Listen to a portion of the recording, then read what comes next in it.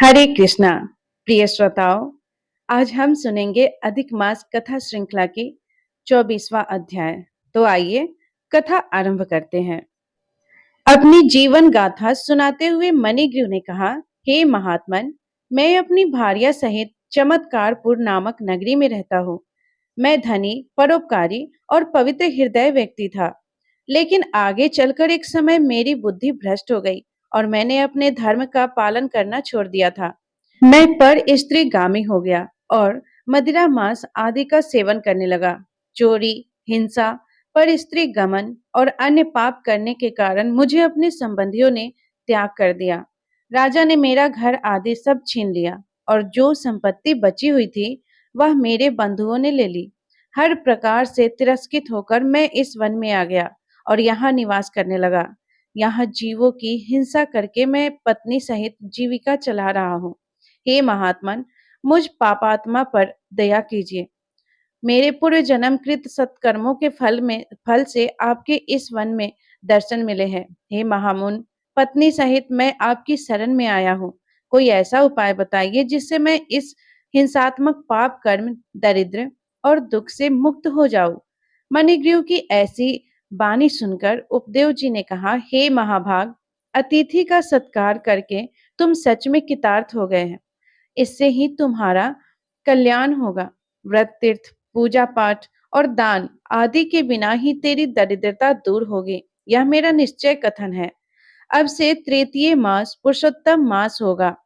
तुम अपनी पत्नी सहित भगवान पुरुषोत्तम की प्रसन्नता के लिए दीपदान करना, जिससे तुम्हारी यह दरिद्रता समूल नाश हो जाएगी। तिल के तेल का दीपदान करना और ऐश्वर्य सुख होने पर घी के दीपकों का दान करना। लेकिन वनवास के इस काल में तेरे लिए इन दोनों में से कुछ भी संभव नहीं है। इससे सरोवर में स्नान करके तू मास भर वन में दीपक जलाकर दीपदान करते रहना। तुम दोनों पति पत्नी को मैंने यह उपदेश दिया है। वेदों में अनेक प्रकार के दान आदि कर्मों का वर्णन है, लेकिन वे सभी पुरुषोत्तम मास में दीपदान की 16वीं कला को भी नहीं पहुंच पाते। पुरुषोत्तम मास के दीपदान की महिमा का वर्णन करते हुए स्वयं भगवान नारायण ने कहा है कि सारे तीर्थ और सारे के सारे शास्त्र पुरुषोत्तम मास के दीपक की 16वीं कला के समान भी नहीं है। योग, ज्ञान, संख्या, सारे मंत्र इस पुरुषोत्तम मास के दीपक की 16वीं कला से भी निम्न है। कृच और चंद्रयान आदि व्रत इसकी समता नहीं कर सकते। वेदों का पाठन, गया का श्राद्ध, गोमती नदी के तट का वास, यह सब कुछ मिलकर भी इसके समान महत्व नहीं रखते। इसी से पुरुषोत्तम मास में दीपदान अवश्य ही करना।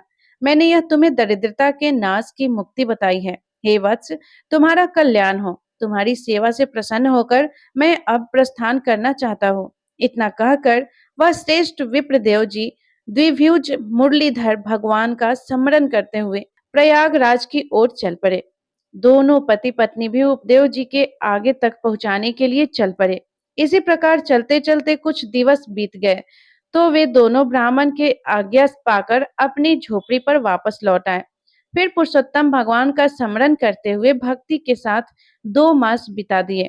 पुरुषोत्तम मास के प्रारंभ होने पर उन्होंने सावधानी से इंगूदी के तेल का दीपक संपूर्ण मास प्रज्वलित किया और व्रत तथा नियम से रहकर उन्होंने संपूर्ण मास व्यतीत किया।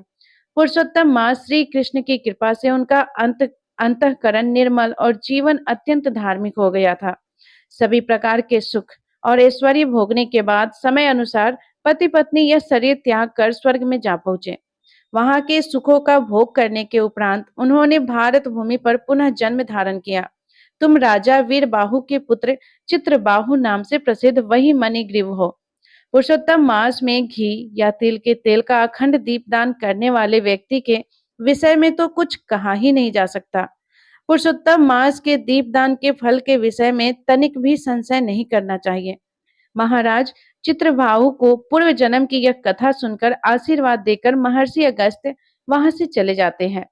तत्पश्चात राजा दृढ़धनवा महर्षि वाल्मीकि से इस पुरुषोत्तम मास में उपवास करने का क्या फल मिलता है उस विषय में पूछते हैं, और वह हम सुनेंगे हमारी इसी पुरुषोत्तम मास के कथा श्रृंखला की अगली कड़ी में कल प्रातःकाल। तो प्रिय श्रोताओं, आइए अब हम सुनते हैं इसी अधिक मास से में सुने जाने वाली एक और सुंदर पौराणिक कथा। पिछले अध्याय में हमने उस कथा का श्रवण किया था जिसमें राजा भागीरथ अपने पूर्वजों को मुक्ति प्रदान करने हेतु देवी गंगा को इस पृथ्वी पर अवतरित करते हैं। राजा भागीरथ के वंश में 8वीं पीढ़ी में राजा सुदास आए और उनका पुत्र बना सौदास। महाराज सौदास एक अत्यंत पराक्रमी और महान राजा थे। अब एक दिन क्या हुआ कि वे कुछ समय के लिए जंगल में रहने गए हुए थे। वहां उनका सामना एक नरभक्षी राक्षस के साथ हुआ। उसके साथ युद्ध करते हुए महाराज सौदास ने उस नरभक्षी राक्षस को मार दिया। उस समय उसी राक्षस का भाई भी वहां था, लेकिन राजा ने उसका वध नहीं किया। उन्होंने उसके भाई को क्षमा दे दी और वहां से चले गए। अब देखिए, राजा तो इस पूरे प्रसंग को भूल चुके थे, लेकिन उस नरभक्षी राक्षस का भाई इसे नहीं भूला था। वह अपने भाई की हत्या का प्रतिशोध लेना चाहता था और इसीलिए वह अपना वेश बदलकर राजमहल में रसोइया बनकर गया। अब एक दिन राजा सौदास ने अपने कुल गुरु वरिष्ठ ऋषि को भोजन के लिए राजमहल में आमंत्रित किया। अपने गुरु का अतिथि सत्कार करने के लिए राजा ने अनेक तैयारियां की। राजमहल को सजाया गया, तरह तरह के पकवान, मिष्ठान और पेय पदार्थ बनाए गए और राजा अपने गुरु की सेवा करने के लिए तत्पर थे। लेकिन वे कहाँ जानते थे कि आज उनके सुखी जीवन का अंतिम दिन होने वाला था। आज से ही उनके जीवन में एक ऐसा परिवर्तन आने वाला था जो उन्होंने कभी सोचा भी नहीं होगा। अब देखिए, राजमहल में वेश बदलकर रसोइया बना हुआ वह नरभक्षी राक्षस इसी क्षण की प्रतीक्षा कर रहा था। उसने पहले से योजना बना ली थी और उसी योजना के अनुसार उसने बड़ी ही चतुराई से गुरु वरिष्ठ के लिए बनाए गए भोजन में नर मांस मिश्रित कर दिया। अब यह बात और किसी को पता ही नहीं थी। गुरु वशिष्ठ के समक्ष तो अनेक प्रकार के स्वादिष्ट और सुगंधित भोजन पदार्थ परोसे गए, लेकिन वशिष्ठ ऋषि कोई साधारण मनुष्य तो थे नहीं। वे एक महान तपस्वी और वेदों के ज्ञाता थे। उन्होंने इस भोजन का पवित्रता को पखारने के लिए अपनी आंखें बंद की और देखा तो उस भोजन में किसी मनुष्य का मांस मिलाया हुआ था। यह जानकर ऋषि वरिष्ठ वशिष्ठ को अत्यंत क्रोध आ गया। ऐसा दुस्साहस करने के लिए उन्होंने राजा की ओर एक भयंकर श्राप दिया और वह श्राप था नरभक्षी राक्षस बनने का। लेकिन कुछ समय बाद ऋषि वशिष्ठ को पता चला कि वास्तव में यह निंदनीय कार्य राजा ने नहीं, अपितु राजा की रसोई में छुपे हुए एक नरभक्षी राक्षस ने किया था और राजा संपूर्ण रूप से निर्दोष थे। तो ऋषि वशिष्ठ को अपने श्राप पर पश्चाताप होने लगा। आखिर उन्होंने एक निर्दोष राजा को आज दंडित किया था और यह बात उनसे सहन नहीं हो पा रही थी। इसलिए वे अपना प्रायश्चित करने के लिए 12 वर्षों तक तपस्या करने चले गए। अब इधर जैसे ही राजा को यह श्राप मिला तो वह राजा के शरीर में कुछ विचित्र परिवर्तन आने लगे। वे अत्यंत क्रोधित हो गए। उन्होंने आचमन किया और श्राप मंत्र का उच्चारण करते हुए अपने गुरु को श्राप देने के लिए तैयार हो गए। लेकिन उस समय उनकी पत्नी दमयंती, जिसे मददयंती के नाम से भी जाना जाता है, उसने राजा को रोक लिया। किसी तरह राजा उस समय रुक गए। लेकिन उस दिन के बाद अब राजा के शरीर और स्वभाव में भयंकर परिवर्तन आने लगा। उनका व्यवहार एक राक्षस जैसा होने लगा। उनके पैरों में एक काला चिन्ह उभर आया और इसीलिए उनका एक नाम पड़ा, राजा कलमासपाद। अब नरभक्षी बने राजा कलमासपाद भूख से व्याकुल रहने लगे और वन वन भटकने लगे। एक तो उनका राक्षसी शरीर और दूसरा स्वभाव उन्हें अब सदैव पीड़ा देता रहता था। ऐसे में एक दिन उन्होंने अपनी क्रूरता के सारे बांध तोड़ दिए। उस दिन राक्षस शरीर में वन में भ्रमण करते हुए राजा कलमास्पाद ने एक ब्राह्मण दंपत्ति को देखा और संयोगवश उस समय वह दंपत्ति सहवास की क्रीड़ा में लग्न था। ब्राह्मण पत्नी अपने पति से एक पुत्र की इच्छा रखती थी। ऐसे समय में भूख से व्याकुल होने के कारण नरभक्षी राक्षस राजा कलमास्पाद ने उस ब्राह्मण को खाने की इच्छा से उसे दबोच लिया। यह देखकर ब्राह्मण की पत्नी रोते हुए राजा से अपने पति को छोड़ देने के लिए प्रार्थना करने लगी। उसने कहा, हे राजन, आप धर्म के ज्ञाता है। जिस प्रकार पिता कभी अपने पुत्र की हत्या नहीं करता, उसी प्रकार यह ब्राह्मण आपके द्वारा हत्या का पात्र नहीं है। एक राजसी होने के नाते इसका संरक्षण करना आपका धर्म है। अपने पति के बिना मैं एक क्षण भी नहीं रह सकती। यदि आप इन्हें खाना ही चाहते हैं, तो पहले मुझे खा जाइए, क्योंकि मेरे पति के बिना मैं जीते जी मर जाऊंगी। हे राजन, कृपया मेरे पति को छोड़ दीजिए। इस प्रकार उस ब्राह्मण पत्नी ने राजा कलमास को अनेक तर्क और प्रार्थनाओं द्वारा समझाने का प्रयास किया, लेकिन भूख से व्याकुल होने के कारण नरभक्षी राजा ने उस ब्राह्मण का भक्षण कर लिया। जब उस ब्राह्मण की पत्नी ने इतनी क्रूरता पूर्वक अपने पति की हत्या होते हुए देखा, तो वह राजा के ऊपर अत्यंत क्रोधित हो गई और फिर उस सती स्त्री ने राजा को श्राप देते हुए कहा, हे दुष्ट पापी, क्योंकि तूने उस समय मेरे पति की हत्या की जब मैं उनके साथ सहवासरत थी और एक संतान प्राप्त करना चाहती थी। इसलिए मैं तुम्हें श्राप देती हूँ कि जब भी तुम अपनी पत्नी के साथ सहवास करने का प्रयास करोगे, उसी क्षण तुम्हारी मृत्यु हो जाएगी।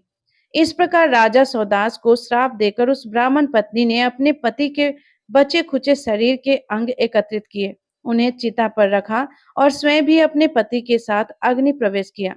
अब राजा सौदास को नरभक्षी राक्षस बने हुए 12 वर्ष बीत चुके थे और वे वशिष्ठ ऋषि के श्राप से मुक्त हो चुके थे।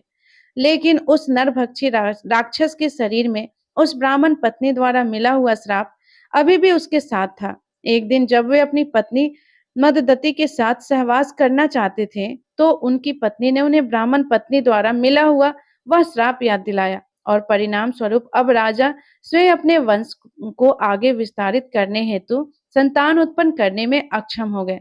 कुछ समय बाद राजा की आज्ञा से उनकी पत्नी मदयंती ने गुरु वशिष्ठ के माध्यम से पुत्र प्राप्त करने का प्रयास किया। रानी को गर्भवती हुए 7 वर्ष बीत चुके थे, लेकिन फिर भी वह संतान बाहर आने का नाम नहीं ले रहा था। इसलिए गुरु वशिष्ठ ने उस गर्भ की ओर एक पत्थर से प्रहार किया और उसी समय वह बालक गर्भ से बाहर आ गया। क्योंकि इस बालक का जन्म एक पत्थर के प्रहार से हुआ था, इसलिए उसका नाम पड़ा अस्मक, यानी जिसका जन्म पत्थर से हुआ हो। तो यह थी आज की पुरुषोत्तम मास की विशेष श्रीमद् भागवत कथा। इस कथा को ध्यान पूर्वक सुनने के लिए आपका दिल से धन्यवाद और हम आपसे मिलेंगे एक और नई कथा के साथ कल की अधिक मास महात्म्य कथा की अगली कड़ी में।